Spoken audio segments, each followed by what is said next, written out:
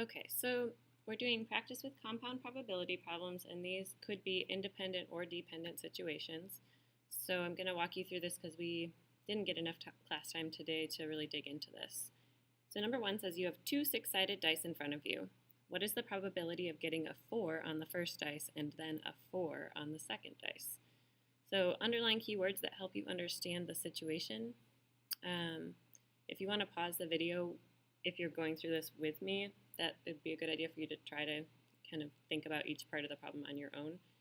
If you've already done that, then feel free to keep playing. But what's the probability of getting a 4? So I'm going to highlight 4 on the first die, and I'm going to circle that, a 4 on the second die. So we've talked about the word and, meaning that we want to find a part of a part. So, and we know and problems are problems where they're less likely for both of them to happen. So I want a probability of 4 and then a 4 on the second die. Show your thinking to calculate the probability of these events. So again, visuals are really, really helpful, and I don't think we do enough of them. So I'm going to think about all the possible outcomes by doing one of these tables, which I really like. And I'm going to split it into 6 columns and 6 rows because both die have 6. So first die, second die, and this would be 1, 2, 3, 4, 5, 6 on the second die, and 1, 2, 3, 4, 5, 6 on the third die. And if I want to, I could go in and fill out, the intersection points. This would be a 1 on both. But I can also just use this like a grid, and I can kind of follow to be like, oh, how many are 4 on the first die and 4 on the second die? Oh, it's just 1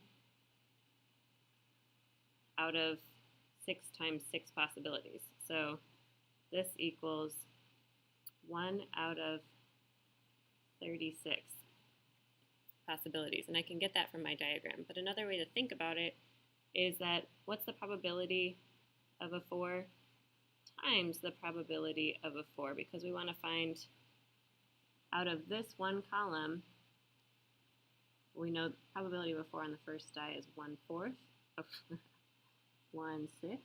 Sorry, you can tell it's Friday. That's 1/6.